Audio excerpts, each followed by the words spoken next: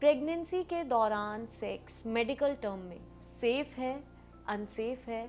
ऐसा नहीं है कि अगर हमने सेक्स कर लिया तो हमें बहुत ज़्यादा गिल्टी फील होना है कि हमने कोई अपराध कर लिया। हमारी साइंस लिटरेचर कहती है कि फर्स्ट 3 मंथ में रिलेशन नहीं बनाने हैं। किस ट्राइमेस्टर में सेक्स करना बेटर रहता है? अगर आप रिलेशन में रह रहे हैं तो सर्विक्स डायरेक्टली इनडायरेक्टली हिट होता है प्राइवेट पार्ट से, पेशेंट उसमें रिस्क पे आ जाता है। तो प्रेगनेंसी के दौरान सेक्स के लिए कोई सेफ पोजीशंस भी होती हैं? इसमें डेफिनेटली हम कहेंगे कि सबसे ज़्यादा ध्यान देने वाली बात ये है, प्रोटेक्शन का इस्तेमाल करना चाहिए। रिस्क नहीं लेना चाहते। Condom is always safer. Vaginal infection होने का भी खतरा है माँ को। मदर को बहुत ज़्यादा चांस है कि पीरियड्स के दौरान सर धुलने से, हेड वॉश करने से शुरुआत के 3 दिन में पीसीओएस या पीसीओडी होता है। आजकल सोशल मीडिया पर ये बहुत ज़्यादा चल रहा है। गलत चीज़ जो इसमें जोड़ी गई है वो ये है,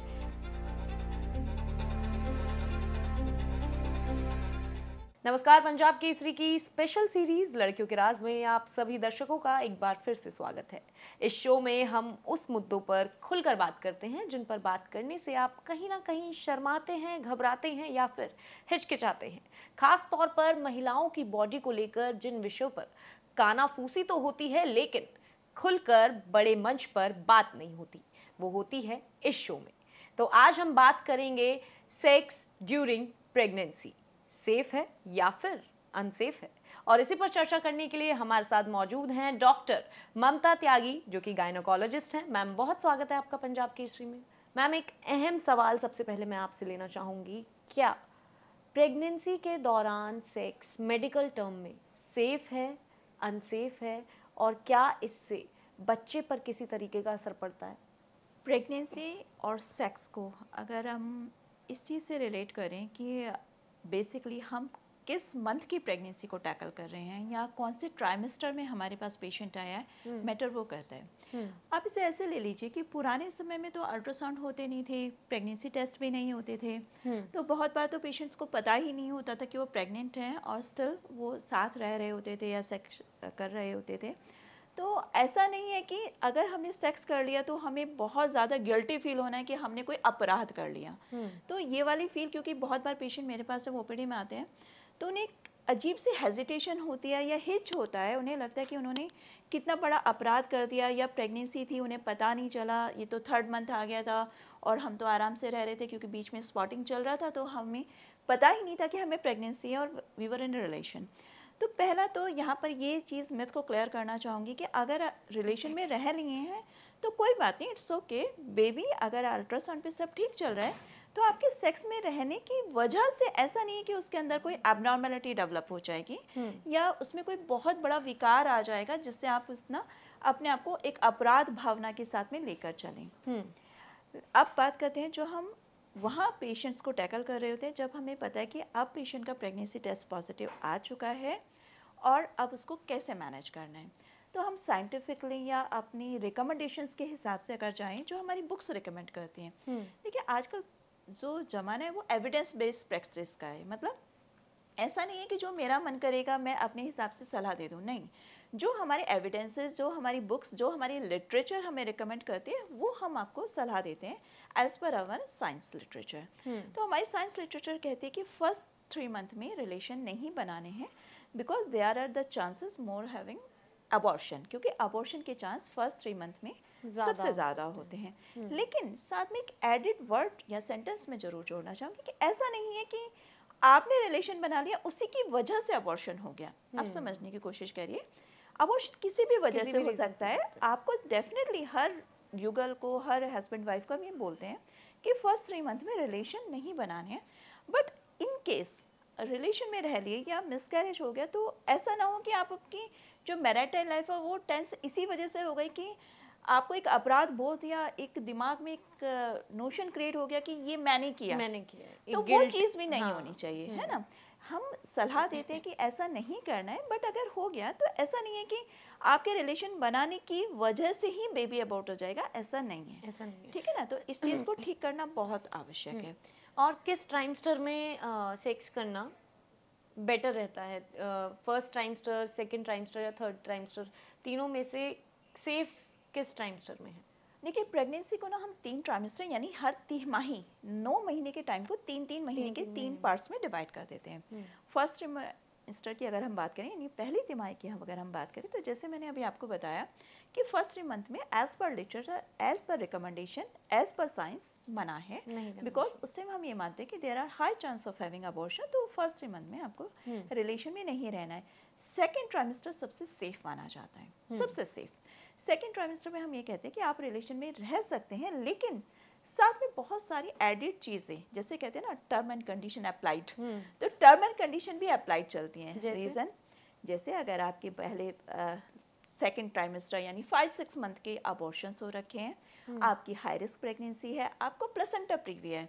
प्लेसेंटा प्रीविया को अगर मैं समझाना चाहूँ तो प्लेसेंटा का यूट्रस की ओपनिंग पर होना हम लोग प्लेसेंटा प्रीविया कहते हैं। और ऐसे में अगर आप रिलेशन में रह रहे हैं तो सर्विक्स डायरेक्टली इनडायरेक्टली हिट होता है प्राइवेट पार्ट से, तो there are high chance of having heavy bleeding, तो पेशेंट उसमें रिस्क पे आ जाता है। तो placenta previa, premature labour, high risk pregnancy, ये कुछ फैक्टर्स ऐसे हैं जिसमें हम सेकेंड ट्राइमेस्टर में भी मना कर देते हैं। लेकिन अगर हम लो रिस्क प्रेगनेंसी टैकल कर रहे हैं, बाकी कोई एसोसिएटेड प्रॉब्लम नहीं है, तो relatively second trimester is the safest trimester to have sex. Third trimester में हम फिर से मना कर देते हैं। क्यों? क्योंकि उस टाइम एब्डोमेन की गर्थ भी ज़्यादा होती है, उस टाइम लेबर के डेवलप होने के चांस ज़्यादा होते हैं। आप ये समझिए कि जब लिबिडो होता है तो ऑर्गेज्म का जो मेन हार्मोन होता है दैट इज ऑक्सीटोसिन, ठीक है ना। Oxytocin is a labour inducing hormone. तो लास्ट में जब लास्ट की तिमाही चल रही है, 3 मंथ चल रहा है, तो जब सेक्स की वजह से जो ऑक्सीटोसिन हार्मोन रिलीज होगा वो प्री मैच्योर लेबर का खतरा ना क्रिएट कर दे, वहाँ इसलिए मना है। तो फर्स्ट 3 मंथ में इसलिए मना है कि हमें अबॉर्शन ना हो जाए, लास्ट के 3 मंथ में इसलिए मना है कि हमें प्रीमेच्योर डिलीवरी का रिस्क ना क्रिएट हो जाए।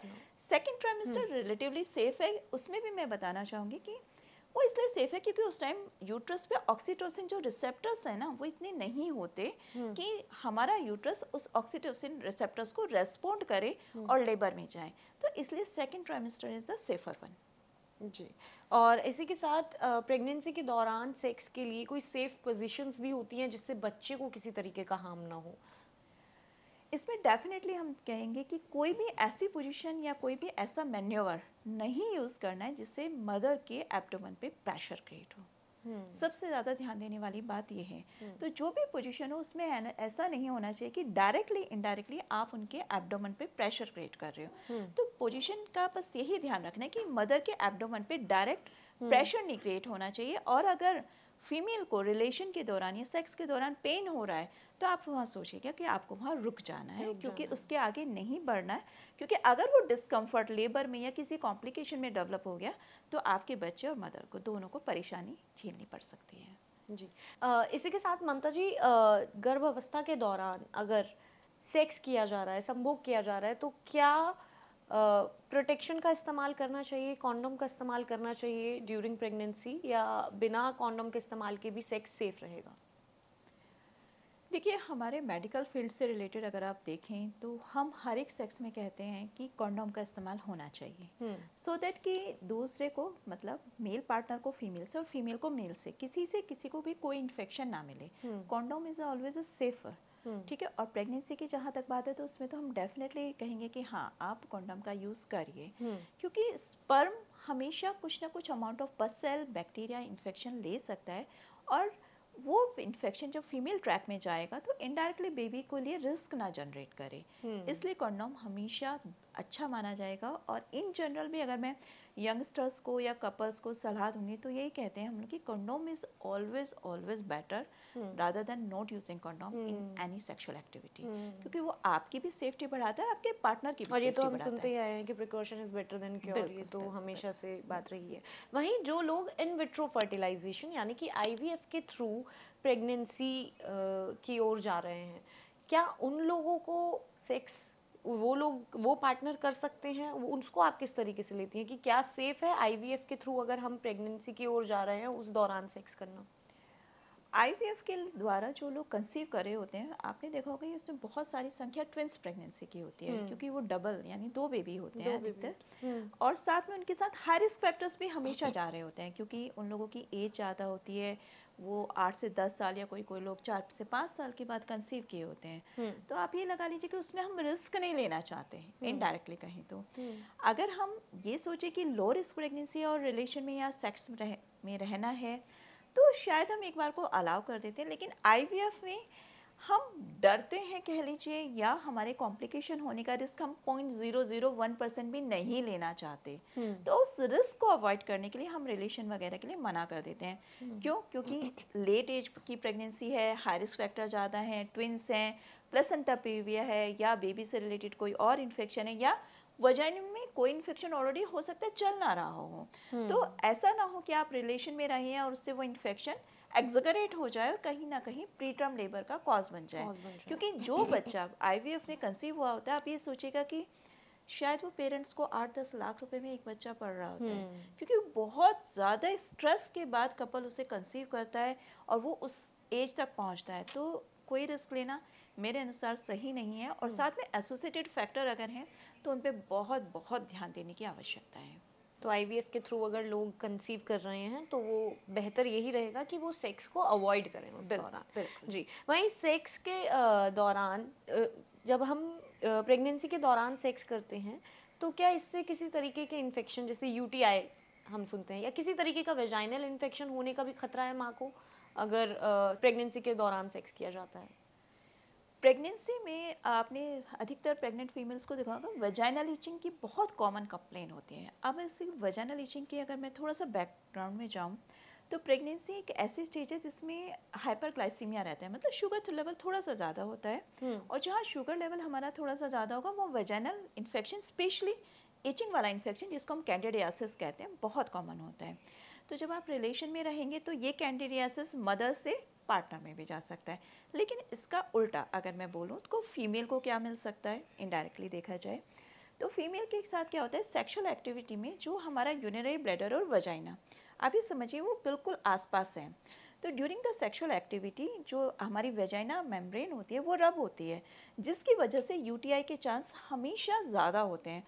और प्रेगनेंसी में यूटीआई के चांस नॉर्मल से ज़्यादा वैसे ही रहते हैं, क्योंकि उधर से बेबी का प्रेशर पड़ रहा है ब्लैडर पर, इधर से वजाइना के पास होने की वजह से एक इन्फेक्शन का वो रबिंग की वजह से ब्लैडर इन्फ्लेम्ड हो जाता है। तो मदर को बहुत ज़्यादा चांस है कि आफ्टर सेक्सुअल एक्टिविटी उनको यूटीआई डेवलप हो जाए। तो पार्टनर को अपने फीमेल पार्टनर से मिल सकता है वजाइनल इन्फेक्शन, कैंडिडियासिस, और फीमेल को यूटीआई मिल सकता है। इसके अलावा क्लैमाइडिया, बहुत सारे इन्फेक्शंस और भी हैं जो एक दूसरे से ट्रांसमिट हो सकते हैं। तो इसलिए सेक्सुअल एक्टिविटी के लिए हम हमेशा कहते हैं कि बेटर टू यूज़ कॉन्डोम, और जहाँ डिस्कम्फर्ट डेवलप हो रहा है वहीं पे फीमेल पार्टनर को, स्पेशली प्रेगनेंसी में, वहाँ पर आप रुक जाइएगा। इसी तरह जिस तरीके से एचपीवी सर्वाइकल कैंसर का कारण बनता है, इसी तरीके से वेजाइनल इन्फेक्शन का भी एक और वायरस है जो कारण बनता है। उससे कैसे बचा जा सकता है और उसकी किस वजह से होता है? ऋषिका, अगर बोला जाए तो पहले समय में हमें एक वॉर्ट होता था, मतलब एचपीवी वायरस का ही कुछ स्ट्रेन्स हैं जो एक वॉर्ट के नाम से इन्फेक्शन कराते हैं, जिसको हम ह्यूमन पेपिलोमा वायरस की वजह से वॉर्ट, वेजाइनल वॉर्ट उसके लिए टर्म यूज़ की जाती है, या लेबियल वॉर्ट।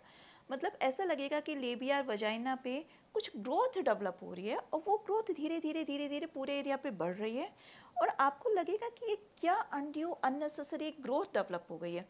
और अब हम हर महीने कम से कम 8 से 10 पेशेंट इस तरह से एचपीवी वायरस वाले वार्ड के देख रहे हैं। अब ये अपने आप में बहुत बहुत बड़ी प्रॉब्लम क्यों है, और इसका डिस्कशन भी बहुत ज़्यादा ज़रूरी है, पेरेंट्स से, मदर फादर से, दोनों से डिस्कस करना। क्यों? एचपीवी वायरस का इन्फेक्शन का हमारे पास कोई ट्रीटमेंट नहीं है, that is a sure thing. आप समझिएगा, जैसे कोरोना के पास आपके पास कोई इलाज नहीं था, आपके पास वैक्सीन थी that you can prevent that infection, but once you have a infection आप सिर्फ सिम्टोमेटिक ट्रीटमेंट दे सकते हैं। The same thing is here. HPV virus का हमारे पास कोई ट्रीटमेंट नहीं है, और हमारी बॉडी की इम्यूनिटी जैसे ठीक रहती है, तो जैसे हम कोरोना को कवर कर लेते थे, इसी तरह हम एचपीवी वायरस से भी नेगेटिव अपने आप हो जाते हैं। ये नियम है 6 to 9 मंथ में, अनटिल अनलेस हमारी बॉडी की इम्यूनिटी ही डाउन हो, जैसे एचआईवी इन्फेक्शन हो, या हम स्टेरॉयड ले रहे हैं, या साथ में कोई और मेडिसिन चल रही है, तो डेफिनेटली हो सकता है प्रॉब्लम आए इससे रिकवर करने में, लेकिन फिर भी हमारे पास कोई दवाई नहीं है। अब बात करते हैं वॉर्ट की। वॉर्ट से हम डरते हैं एज ए डॉक्टर, अगर मैं बोलूँ तो प्रेगनेंसी में प्रॉब्लम होने के चांस बढ़ जाते हैं। इसको आप इस तरह से ले लीजिए कि वॉर्ट इन्फेक्शन हुआ तो हमारे पास जो ट्रीटमेंट है वो 2 ट्रीटमेंट होते हैं, केमिकल ट्रीटमेंट और the surgical one. Chemical treatment में हम पोडोफाइलियम या ट्राइक्लोरो एसिटिक एसिड होती है जिससे कॉटरी कर देते हैं, मतलब आप वहाँ जहाँ लीजन है उसको बर्न कर देंगे, आइदर द केमिकल वन और आइदर द कॉटरी वन, किसी भी तरह से उसे बर्न करना होगा आपको। फिर बॉडी जब अपने आप इम्यूनिटी से उसे हील अप करेगी तो 6 मंथ में वो आपका वायरल इन्फेक्शन अपने आप ठीक हो जाएगा। लेकिन जब वॉर्ट है तब सेक्सुअल एक्टिविटी बिल्कुल मना है। क्यों? क्योंकि आपके पार्टनर को 100% वो ट्रांसमिट हो जाएगी।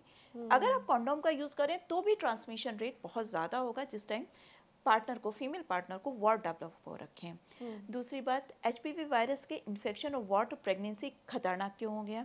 अगर हम डिलीवरी के पास आ रहे हैं तो हमारा बेबी डिलीवर होना है वजाइना से, वहाँ पर है वॉर्ट, जिसको मैं कह रही हूँ वॉर्ट। थोड़ा सा अगर समझे ना तो आप ये समझ लीजिए कि जैसे छोटे मस्से होते हैं ना, उसका एक बड़ा रूप दे लीजिए, एक फंगेटिंग ग्रोथ सी हो जाती है डेवलप वहाँ पर। तो जब बेबी डिलीवर होगा बिल्कुल वजाइना और लेबिया की वॉल पर, तो जब बेबी डिलीवर होगा तो उसी एटमॉस्फेयर में से बाहर आना है, तो वो उस वायरस को अंदर लेगा। तो उसकी जो वोकल कॉर्ड है यानी जहाँ से वो सांस लेता है उस पर भी वायरस इन्फेक्शन जमने का खतरा, और उसकी वजह से बच्चे को बाद में सांस लेने में भी दिक्कत हो सकती है और बच्चे को हो सकता है वेंटिलेटर की भी ज़रूरत पड़ जाए। मतलब इतना बड़ा खतरा ये HPV वायरस या वॉर्ट बन सकता है। आजकल जो हम लगातार कहते हैं ना कि सर्वाइकल कैंसर के लिए वैक्सीनेशन कराइए या सर्वावैक के बहुत सारे ब्रांड नेम्स अवेलेबल हैं अब हमारे पास में। सर्वाइकल कैंसर की अगर हम वैक्सीनेशन कराते हैं तो वॉर्ट से भी इनडायरेक्टली प्रिवेंशन मिलता है, लेकिन वैक्सीन कभी भी प्रेगनेंसी में दे नहीं सकते। मतलब आपको अगर एक बार वॉर्ट इन्फेक्शन हो गया है तो अगर आप प्रेग्नेंट हैं तो उस टाइम आप कुछ भी नहीं कर सकते, कोई सोल्यूशन या बस उसको सिम्टोमेटिक ट्रीटमेंट करेंगे कि आप वॉर्ट को जला दो केमिकल से, बर्न से, कॉटरी से, वेट करो कि वो अपने आप हील हो जाए।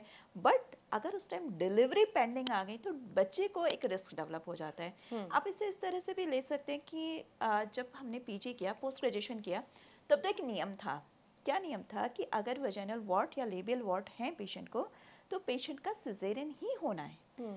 ठीक है, उसका एक रीज़न था क्योंकि तब हमारे पास इतने वेंटिलेटर्स नहीं होते थे, तो हमें ये डर होता था कि बेबी जब डिलीवर होगा उस म्यूकस को, उस एरिया को डायरेक्टली इनडायरेक्टली उसके ट्रैकिया में जब जाएगा तो उसके वोकल कॉर्ड पे जो ग्रोथ डेवलप होगी वो सांस नहीं ले पाएगा और उसको लाइफ टाइम डिस्क डेवलप हो जाएगा। लेकिन अब धीरे धीरे हमारे पास वेंटिलेटर्स की अवेलेबिलिटी अच्छी होती है तो ये डिक्टम अब हटा दिया गया है कि ऐसा ज़रूरी नहीं है कि वॉर्ट है तो आपका सिजेरियन ही होना है, you can try for the normal delivery also. ये हमारे पास ये कह लीजिए सुविधाएं बेटर हो गई, नर्सरी बेटर हो गई, तो उसका कहीं ना कहीं इम्पैक्ट या फ़ायदा हमें मिल गया। लेकिन फिर भी वॉर्ट को आप इग्नोर नहीं कर सकते प्रेगनेंसी में, बिल्कुल भी। जी ममता जी, एक सवाल जो मिथ कहें ये या नहीं मिथ है, ये तो आप ही खैर बता पाएंगी। सोशल मीडिया पर हम अक्सर देखते हैं कि एक सवाल जो है वो लोग पूछते हुए नजर आते हैं, महिलाएं पूछती हुई नजर आती हैं कि क्या पीरियड्स के दौरान सर धुलने से, हेड वॉश करने से शुरुआत के 3 दिन में PCOS या PCOD होता है? क्या ये PCOS PCOD सर धुलने की वजह से होता है? इसका ये मिथ है या ये सच में इंसान को प्रिकॉशन लेनी है? आजकल सोशल मीडिया पर ये बहुत ज़्यादा चल रहा है, तो मैं इसमें 2 चीज़ों से इसे प्रूव करना चाहूँगी कि गलत भी है और सही भी है इनडायरेक्टली। अगर हम एलोपैथी या साइंस के अकॉर्डिंग जाएं तो पीरियड से जस्ट पहले हर एक बॉडी का टेम्परेचर 99 बढ़ता है, फिर वो धीरे धीरे कम हो जाता है ड्यूरिंग द पीरियड्स। ये एक साइंटिफिकली वेल प्रूवन थिंग है कि जब पीरियड्स आने वाले होते हैं उससे जस्ट पहले बॉडी का टेम्परेचर बढ़ेगा, that is a progesterone hormone की वजह से बढ़ेगा, और जब पीरियड्स आएंगे वो हार्मोन डाउन हो जाएगा। इसी चीज़ को अगर हम आयुर्वेद या वहाँ से रिलेट करें तो उन लोगों का भी मानना ये होता है कि जब पीरियड्स होते हैं तो बॉडी की हीट बाहर आती है, जिसकी वजह से उस समय अगर आप नहाते हैं तो जो हीट डेसिपेट हो रही है, आपने इस फ्लो को रोक दिया, इसलिए आपको प्रॉब्लम होगी। लेकिन दूसरी गलत चीज जो इसमें जोड़ी गई है वो ये है कि इसकी वजह से PCOS या PCOD नहीं होता है, इसको आप ठीक कर लीजिए। लेकिन अगर मैं आपके पहले सेंटेंस को कहूँ तो वो कहीं ना कहीं मुझे भी साइंटिफिकली ठीक लगता है। अगर मैं अपनी मॉडर्न एलोपैथी या मॉडर्न साइंस से अगर रिलेट करती हूँ तो वो शायद कहीं ना कहीं ठीक है। लेकिन सेकंड सेंटेंस गलत है, क्योंकि PCOS और PCOD का ऑल टुगेदर एक डिफरेंट सिनेरियो है, डिफरेंट प्रेजेंटेशन है, उसके अपने कॉजेटिव फैक्टर हैं, उसका अपना ट्रीटमेंट है। सर धोने से उसका रिलेशन हेड नहीं वॉश है। से कोई कनेक्शन नहीं है कि पीरियड्स में अगर आप सर धुल रहे हैं तो पीसीओएस पीसीओडी सर धुलने की वजह से नहीं होगा, किसी और कारण से उसके कारण है। और वैसे पीरियड्स के दौरान हमें फिर भी अवॉइड करना चाहिए शुरुआत के 3 दिन सर धुलना। बिल्कुल बिल्कुल जी, बहुत शुक्रिया। तो ममता जी, बहुत बहुत शुक्रिया हमारे साथ तमाम जानकारी साझा करने के लिए। आपका बहुत शुक्रिया, अपना समय देने के लिए शुक्रिया। तो ये थे हमारे साथ डॉक्टर ममता त्यागी, जिनसे हमने सेक्स ड्यूरिंग प्रेगनेंसी, आपके इन सभी सवालों का खुलकर विस्तार से जवाब दिया है। क्या सेफ है, क्या सेफ नहीं है, किन बातों का ध्यान रखना है, तमाम बातें आपने जानी। फिलहाल के लिए इतना ही। मुलाकात करते हैं आपसे अगले एपिसोड में। तब तक के लिए आप देखते रहिए पंजाब केसरी दिल्ली।